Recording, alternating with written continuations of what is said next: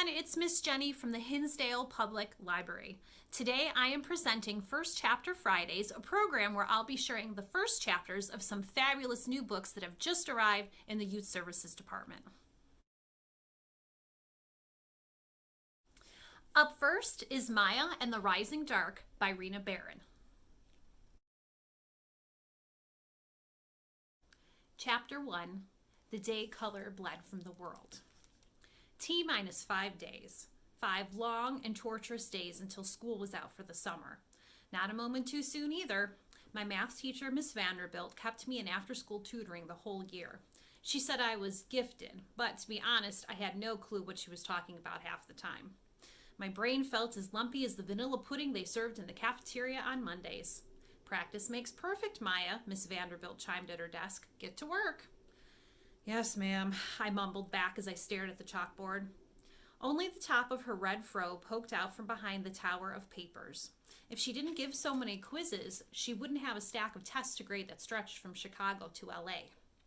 Today she had me working on situational math, and my head hurt just thinking about all the steps needed to solve the problem. She had written a recipe for candy apples and the price of ingredients. Apples, popsicle sticks, sugar, food coloring, corn syrup. I had to figure out how much it would cost to make 50 candy apples. This wasn't really rocket science, but math took time and focus, both of which I was short on. Miss Vanderbilt got worked up about fractions and decimals the way my friend Frankie got excited about science projects. Now Frankie, she was a genius. She had the grades and IQ to prove it. But to me, math was about as interesting as watching paint dry, which was actually a thing I had to do for art class once. I glanced over my shoulder at the clock on the wall. 15 more minutes, then goodbye school, hello weekend. Papa was due back from his work trip. I bit my lip, wondering what he'd bring me this time. My favorite gift was the red and gold sash he swore belonged to the great Orisha Oya from my favorite comic book. Oya wasn't real, so of course the sash wasn't really hers. Still, it was pretty, and I wore it to school for a week straight.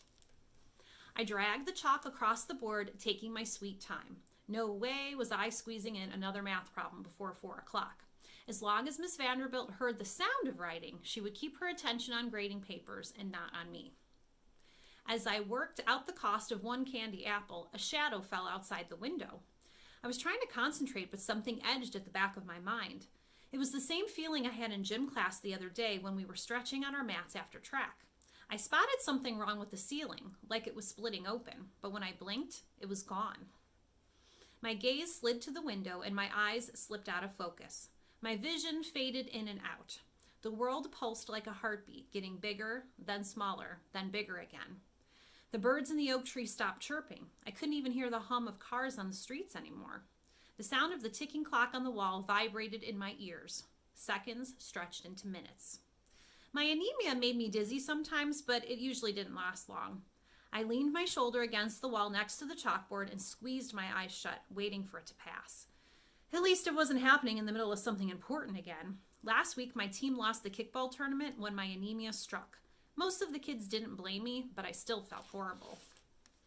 When the dizziness went away, I opened my eyes again and my jaw dropped. I couldn't believe what I was seeing. The color bled from the world like someone was sucking it away through a straw. The window was gray. So were the trees, the sky, and the school flag. At first I thought the sun hid behind the clouds, but this was something else. Something was wrong. Black lightning etched across the sky like ripples moving on the surface of a lake. I snapped my head around to look at Miss Vanderbilt, my heart thundering against my chest. She was still hunched over her papers, but she was frozen. Not frozen like a popsicle, but frozen as if time had stopped. I wiped my sweaty hands on my pants. Frankie would say there had to be a reasonable explanation, but nope, there was nothing reasonable about this. This was bad. Really bad. Miss Vanderbilt? I said, my voice shaking. When she didn't answer, I blinked twice, unable to think. Then, as if someone waved their wand and put everything right, the leaves on the tree changed from ash gray to dull yellow to green. Bird song poured into the classroom again. Cars droned down the streets and voices drifted in from the hall. Oh, my goodness, Maya, Miss Vanderbilt said suddenly. I didn't mean to keep you late. I jumped so hard that the chalk fell from my hand and cracked in 2 on the floor. Leaning against her papers, my math teacher frowned at me. By the puzzled look on her face, Miss Vanderbilt hadn't seen the bleeding gray or the black lightning. She'd been in some kind of trance the whole time. If I told her what happened, she'd laugh and say I had a vivid imagination. I stared up at the clock again. It was now 4:15. 30 minutes had passed in what felt like seconds. Maybe I was daydreaming and it was my imagination. I pressed my lips together, deciding to keep my mouth shut. A crash rang in the hallway, and both Miss Vanderbilt and I turned to the door. My friend Eli pressed his face against the glass, his fist ready to knock again. He smiled, his freckles standing out against his light brown skin. Miss Vanderbilt shook her head at him. Before she could dismiss me, I shrugged into my coat and threw my backpack across my shoulder. My math teacher squinted at my unfinished work. We'll continue Monday. Yes, Miss Vanderbilt, I grumbled, and jetted into the hallway where Eli was playing with his phone. A few other kids were in the hall too, coming from extracurricular activities or tutoring or, like Eli, detention. He had a knack for getting in trouble. This morning, he put a frog in our English teacher's desk because she gave him a C- on his paper about famous ghosts. She couldn't prove Eli did it, but he doubled over laughing when she screamed. So he got detention for that. Eli glanced up from his phone and frowned. Was tutoring that bad? I sucked in a deep breath. I'll tell you later.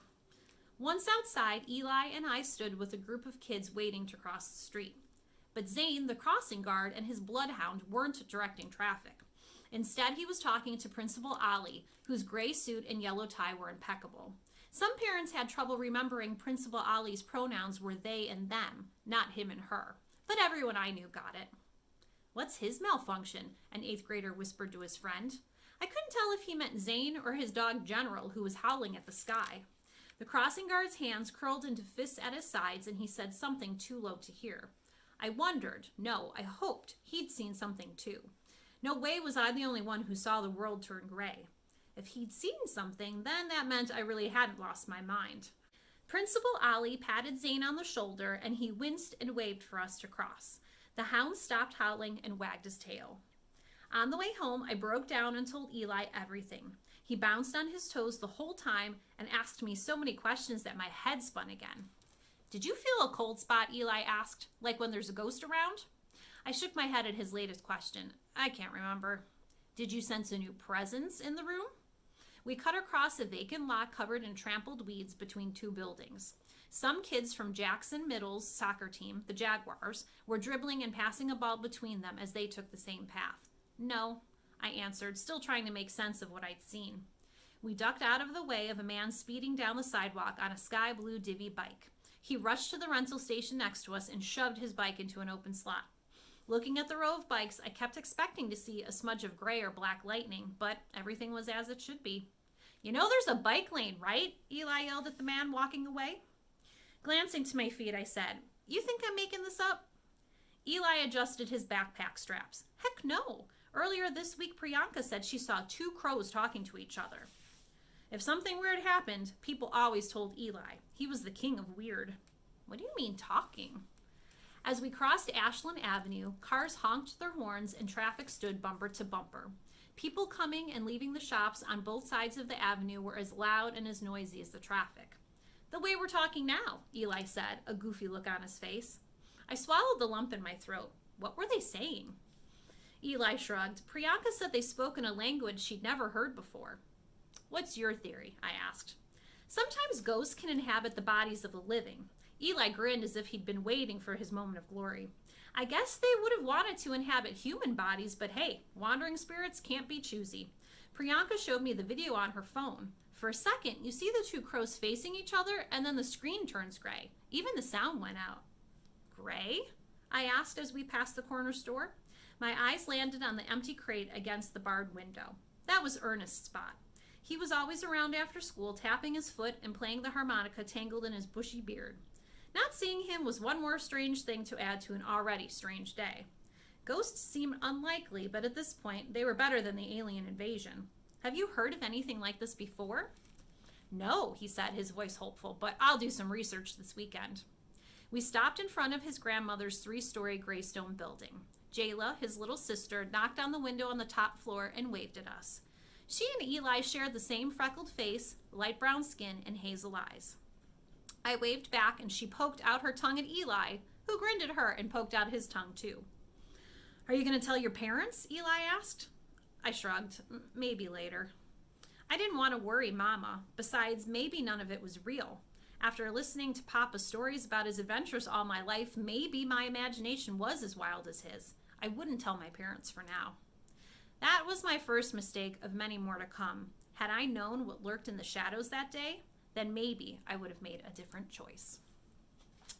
And that is the end of chapter 1 of Maya and the Rising Dark. So definitely something strange going on. So hopefully that first chapter got you interested to find out more about what's going to happen in the rest of the book. The second book I have today is called Skunk and Badger by Amy Timberlake.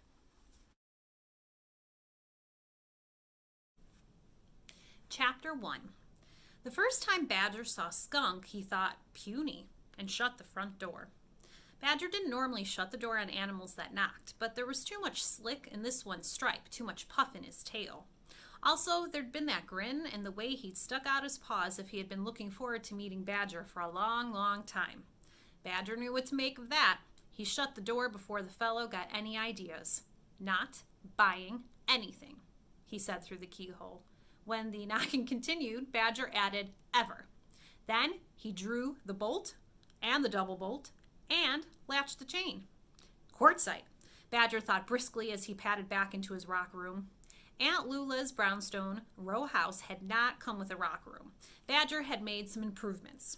He had dragged out the sofa and cushy chairs. He'd boxed the books and board games. He'd closed up the fireplace. Then he'd pushed in his rock table and his stool and aligned his work light. Over the fireplace, he had hung his rock hammers and saws. His rock tumbler fit on the window seat. The bookshelves had been a good place for boxes of rocks and minerals. He'd shelved them alphabetically with the most delicate specimens wrapped in tissue paper. In the fireplace, Badger had piled geodes into a pyramid. Artistic.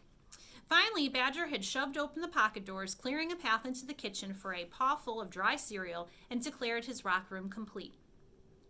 Now Badger pulled his stool up to his rock table. He adjusted his work light, picked up a magnifying glass with one paw and the quartzite with the other. Rap, rap, rap, rap, rap. The sound came from the front door. Badger stopped. Oh, it was that fellow again. Badger put down the magnifying glass and the quartzite and opened his calendar. No appointments, no fixed animals. The yard sheep grazed the lawn on Saturday. In fact, today's calendar square contained an X. X meant important rock work. Of course, this being Aunt Lula's brownstone, Aunt Lula could stop by any time, but she would not knock. She had a key. Badger remembered how Aunt Lula had helped him out. 3 years ago, he had been a rock scientist without steady rock work or a good den to live in. The situation worsened until one day Aunt Lula offered her brownstone as a place for Badger to live. Until you get back on your feet, said Aunt Lula, who was a pine marten and said everything quickly. Aunt Lula offered the brownstone for free. You're a family, my nephew. Scientific funding? A long-term residency? A grant of time and space? Badger had thought. Anyway, Aunt Lula almost never visited. She wrote letters. An image of the mail pail sitting on the desk in his bedroom flashed into Badger's mind. It contained 2, if not 3, unopened letters from Aunt Lula. Must read those, Badger thought. Rap, rap, rap, rap. Badger frowned. Surely the fellow wouldn't keep on knocking. Rap, rap, rap. Badger decided he would ignore the rapping. The fellow would be forced to go away. He rotated the quartzite, held a magnifying glass over a promising crystal, and leaned. Badger? Came a voice through the keyhole. Badger froze. Badger, are you in there? Came the voice again. Badger dropped the quartzite. The quartzite shattered. Sludge and slurry. Badger, rap, rap, rap. Badger stared at the shards of quartzite. He looked in the direction of the front door. Then he set down his magnifying glass, stood up, and walked to the rock tumbler. He flipped the switch to on. The water in the tumbler sloshed. The grit in the tumbler ground. The rocks chipped, and the motor whined as the tumbler turned over and over and over again. Badger sighed. His shoulders settled. He swept up his shattered quartzite and selected another rock. He sat down on his rock table, picked up the magnifying glass, and held it over the rock. Concentrate, he told himself when he sensed movement in the windows behind him. Badger concentrated for 1, 1,000, 2, 1,000, 3, 1,000 seconds, and then thought, How does he know my name? The nameplate on the letterbox read Lula P. Martin. A thought followed. What if he was someone important? Badger raced through the front hallway, threw back the bolts, unlatched the chain, and opened the door. No one was there. Hello? Anybody? Called Badger. A bird sang, a breeze twisted past, and the air smelled of honey. He stepped out onto the stoop. The letterbox and flower pot were empty. He did not find anything tacked to the back of the door. Badger frowned. Someone important would have left a note. On the sidewalk below, a gray and white speckled chicken stopped. It eyed Badger, first with the left eye, then with the right. A chicken in North Twist? Badger never saw chickens. Bok bok, the chicken said. It stood with its neck upstretched, eyeing him right, left, right. Badger had the oddest feeling he was supposed to say something. But to a chicken? Bok, said the chicken. Shoo, shoo. When the chicken didn't move, Badger waved his paws. Go on now, shoo, bok. The chicken fluttered off past a small red suitcase tied shut with twine. The suitcase sat at the bottom of Badger's stoop. Badger moaned, Quick, inside! But that was when the fellow came around the corner, picked up the suitcase, and dashed up the steps. Before Badger knew it, his paw was being given a vigorous shake. Badger, I am Skunk. I have heard much about you. It's so good to finally meet. Skunk's grin was so large and his paw shaking so energetic that Badger's insides warmed. Oh, said Badger, blushing. And in that moment, Skunk squeezed past Badger and entered the brownstone. Like that, thought Badger. As Badger shut the door, he knew there'd be no stopping Skunk's game plan. The red suitcase would be popped open to reveal something guaranteed to change everything. Next would come the patter, the pitch, and the easy payment plan. A real game changer, he'd be told, and the talking would go on and on. He found Skunk in his rock room. My rock room! Skunk peered. He poked the pile of geodes in the fireplace. Great place. Nice kitchen. Skunk nodded appreciatively. He twirled one of the Badger's rock hammers in his right paw. Badger took the hammer. Rock hammers are not toys. Skunk shook his head. Definitely not. It would be good for mashing potatoes, though. Badger put the hammer away with emphasis and noticed the red suitcase tied up with twine. The suitcase sat in the center of the room. Badger looked at it suggestively. Skunk followed Badger's gaze to the red suitcase, looked back at Badger, and gave him a wide smile. I am here. You are, said Badger. There was a pause, followed by another pause. Skunk pointed to the rock tumbler. I switched it to off. That machine is loud. It sounds like it is shaking rocks. Ha! It is a rock tumbler, said Badger. It polishes rocks. Oh, said Skunk. May I see a polished rock? No. Oh. Skunk blinked, sighed, and sat down. On my rock stool, thought Badger. Badger stared at Skunk sitting on his rock stool. Skunk stared back at him and then set his chin in a paw and began to twist ever so slightly back and forth on the rock stool. Ahem, said Badger. Skunk glanced up. Badger looked pointedly at the suitcase. Skunk also looked at the suitcase, frowned at Badger, and said, This is a good stool. It spins. You must like spinning. I also like to spin. Watch. Skunk gripped the sides of the stool and kicked off. You must stop now, said Badger. Skunk stopped with a skid and said nothing. Badger began to pace. Look, there are not 10 steps that will improve my life. I already manage my time. I do not spend money on raffles or lottery tickets. I have no holes in my socks. I do not believe in x-ray glasses or fungus powders. Fake diamond rings fail to impress. I do not need a blender, and I certainly do not need a shoehorn.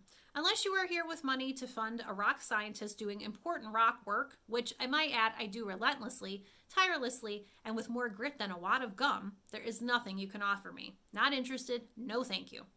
Badger stopped in front of Skunk. So may we get on with our lives now? He moved in the direction of the door.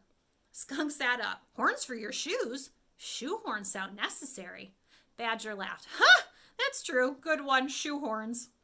Then Badger realized he'd been diverted. He crossed his arms. No more funny business. Do you have rocks in that suitcase? If you have rocks, I'm interested. Skunk gave him a look. Why would I have rocks in my suitcase? Everyone knows rocks are heavy. Skunk took in the room. You do like rocks. There are a lot of rocks in this room. Badger gasped in exasperation. So what's in the suitcase? Skunk blinked. My storybook? A chicken whistle? Pajamas? Then he grinned. I get it. Is there a secret code word? Aunt Lula forgot to tell me the secret code word. Badger swayed on his feet. Aunt Lula? Yes, Aunt Lula said you would give me a room and a key. Skunk hopped off the rock stool. I am your new roommate, Skunk. Then Skunk tilted his head. Did you think I was a door-to-door sales skunk? That's funny. Ha! Har, har. Badger laughed politely while inwardly everything lurched. A roommate? No, not possible. Aunt Lula would have told him. Badger remembered again the 2, maybe 3 unread letters from Aunt Lula sitting in his mail pail. But then a piece of information, something he'd read, came to mind. He chucked at Skunk and shook his head. Aunt Lula? Aunt? You're a skunk. I am a badger. We are not family. That's scientifically proven. Skunk laughed. I know, but Aunt Lula insisted I call her Aunt. I thought it best to agree. Have you ever won an argument with Aunt Lula? Pine Marten speaks so fast. Skunk added with a shrug. Aunt Lula did know my mother. Badger blurted. Don't you have your own home? Skunk flinched and took a step back. Well, Badger heard himself say. Skunk looked at Badger and rubbed a paw through his stripe. I did have a home, he said. Badger raised an eyebrow. Skunk looked away, fiddled with his tail, and then deflated. He met Badger's eyes and whispered, Not everyone wants a skunk. As soon as he finished whispering those words, Skunk jerked upright. With a hop, he snatched his red suitcase off the floor. I am sorry. This is so embarrassing. Aunt Lula said she had written and told you. Maybe she forgot? I would not like to think she forgot, but maybe she did. Pine Martens do everything fast. Sometimes I wonder how they remember to do what they say they would do, especially when they do things so speedily. Aunt Lula said it like this. Skunk, you must go and live with Badger in my brownstone and North Twist. You will like him. You will be a good friend. I will write him immediately. Badger had to admit that sounded like Aunt Lula. Also, he had not read those letters. Also, the brownstone did belong to Aunt Lula. Therefore, there was nothing to be done. Skunk, though, was making for the door. I will find somewhere else to stay. You did not know I was coming. Badger raced in front of Skunk and said what needed to be said. Oh, you're that Skunk. Come in, come in. It's good to finally meet you. Wow. I am looking forward to reading the rest of that book, aren't you? I love stories where it seems like 2 characters are not going to be friends, but then hopefully by the end, they do become friends. So you may have noticed that I'm reading the ebook version of this book. We do have it in print at the library, but it's also nice to have some of these titles also available as an ebook. So if you've downloaded the Hoopla app before, you know that you can get books. You can also get music, movies, and more on there. So all you need is a device like your cell phone or a tablet and then your library card. Let's move on to our next book called The Exceptional Maggie Chowder by Renee Beauregard, Lute. Good things are going to happen this summer, I say. Great things, exceptional things. It's the first day of summer break, and I can just tell. You're usually not this upbeat at the beginning of the summer, Mom says. She's right. My best friend Latanya is going away to Vancouver with her family for the whole beginning of the summer, just like she does every summer. Her dad is the assistant coach for a football team there. Mom is going to drive me to Latanya's house for the afternoon so we can make friendship bracelets, which some people think is doofy, but Latanya and I don't care what other people think. When you're 12 and you don't have your own phone, which I don't, Vancouver is basically as far away from Renton as Australia, but Latanya and I are solid, and I refuse to let Vancouver or football ruin my summer. I'm experimenting with optimism, I said, like E-Girl in the Exceptional E-Girl number 62 when she tries to be more like Possum Sauce. Possum Sauce is the sidekick? Asked Mom. I can never keep them straight. In any case, I'm all for optimism this summer. Mom goes back downstairs, leaving me to finish packing. I stuff my case of bracelet floss and beads into the E-Girl tote bag I got at the comic book store downtown last winter. When I bought it, the bald guy behind the counter snorted and said, E-Girl, isn't she some kind of forest ranger superhero? Yeah, I said, she is. I put my money on the counter and glared at him like E-Girl would. He handed me my tote bag and didn't say anything after that. Probably because of my intimidating E-Girl glare. Or maybe because he remembered he was wearing a Shrimp Man t-shirt, and Shrimp Man is the worst superhero. He's not even a superhero. He's Lobster Man's sidekick. I try not to yuck other people's yums, but Shrimp Man really is the worst. He's an actual Shrimp Man. I'm going to be just like E-Girl one day, except I wasn't raised by eagles. I'm going to become a forest ranger. I'll uphold the law of the forest and assist those who need help like she does. Maggie, Mom calls from downstairs. Almost ready to go? Just a sec, I yelled back. I pack a small brown teddy bear wearing a Seattle shirt into my tote, too.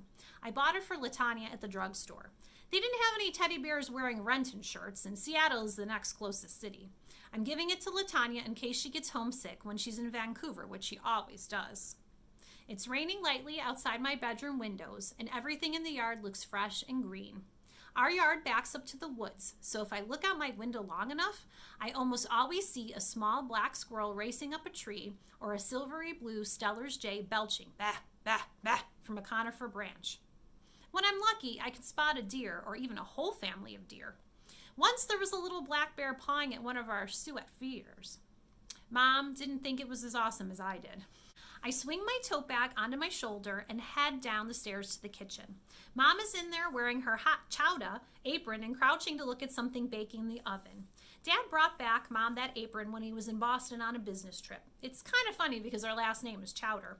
He brought back taffy for me and my 4-year-old brother, Aaron.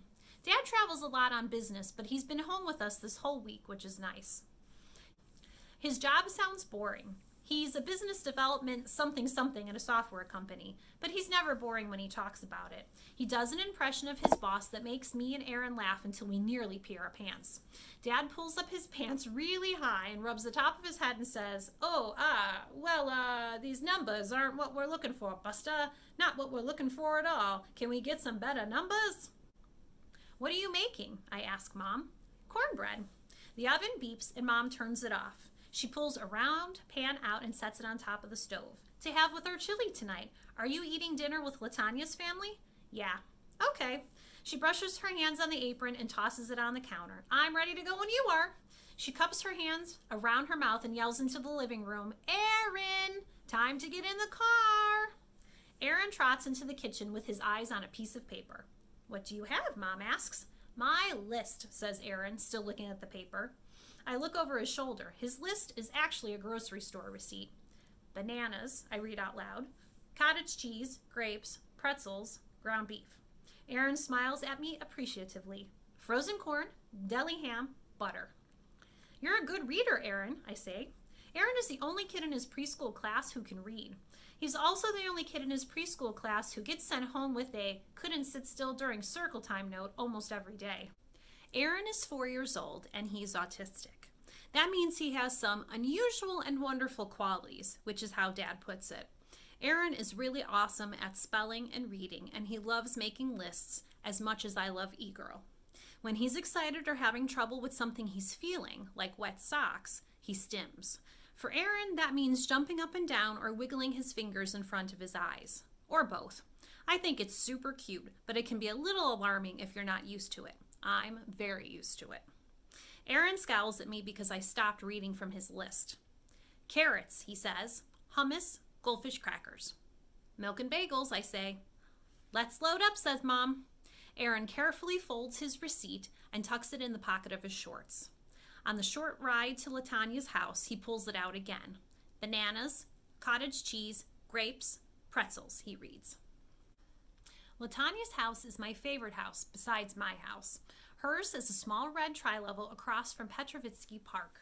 There are always good snacks, and we're allowed to eat them even while Latanya's mom is cooking dinner. My mom never lets us snack before dinner.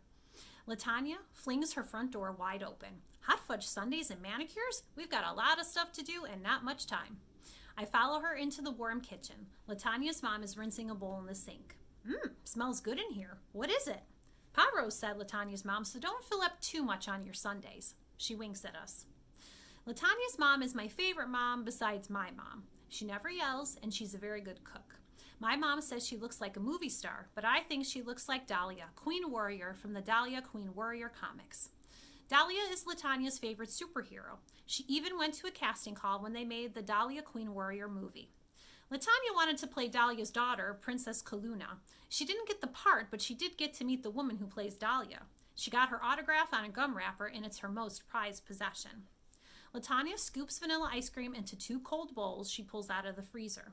That's a trick her mom taught us. It's so the ice cream doesn't start melting right away. I'm going to paint my nails black and orange for the Lions, she said. The BC Lions are the football team Latanya's dad coaches in Vancouver. I study my nails. They're short and uneven because I bite them. I'll paint mine blue and green for the Seahawks. The Seattle Seahawks are a pretty big deal around here. During football season, all the store owners in Renton put out blue and green balloons. Aaron likes the mascot a lot. He would appreciate blue and green nails. Latanya's mom points a spatula at us. You know, Latanya, you might want to think about blue and green nails too, for luck. Latanya sighs. Daddy is still dreaming of coaching the Seahawks, she says to me. Without dreams, nobody has much, says her mom. Remember that. And if Daddy has a dream, then we all do, because family members support each other. She squeezes Latanya's shoulders. Latanya's mom always says smart things like that, and she's usually right about everything. Latanya pulls a jar of homemade hot fudge out of her refrigerator and pops it into the microwave. Blue and green nails it is, she says. Her mom smiles at her. Once our nails are dry, we sit on the floor of Latanya's bedroom, threading beads together. The bracelet I'm making for Latanya says, very best. When I feel around in my tote for the wire clasp that goes on the end of the bracelet, I feel the little brown bear. Oh, I forgot I got this for you. I hand the bear to Latanya. Latanya studies the bear and then hugs it to her chest. Thanks, Maggie. You're my very best. That's why the bracelet I'm making says very best. Whoa. I show her the bracelet I'm making for her. So does mine. Brain twins, says Latanya. Girls, Latanya's mom calls from downstairs. Time for dinner. After dinner, Mom pulls up in front of Latanya's house. Aaron is in the car, and he hates getting in and out of his booster seat a bunch of times, so Mom waits for me to come out. Latanya and I give each other the longest, tightest hug in the history of hugs. I'm going to miss you, she says. I'm going to miss you, too. I jangle my new bracelet around on my wrist. I'll wear it the whole time you're gone. Latanya holds up her wrist. Same. Latanya's mom opens the door. It's only a month, girls. We'll be back before you know it.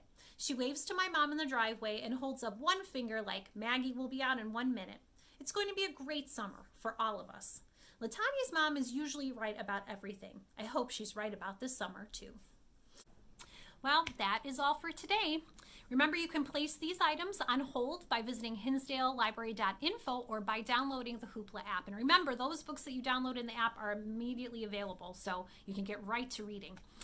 If you have any questions, be sure to contact the Hinsdale Public Library, and staff will be more than happy to help.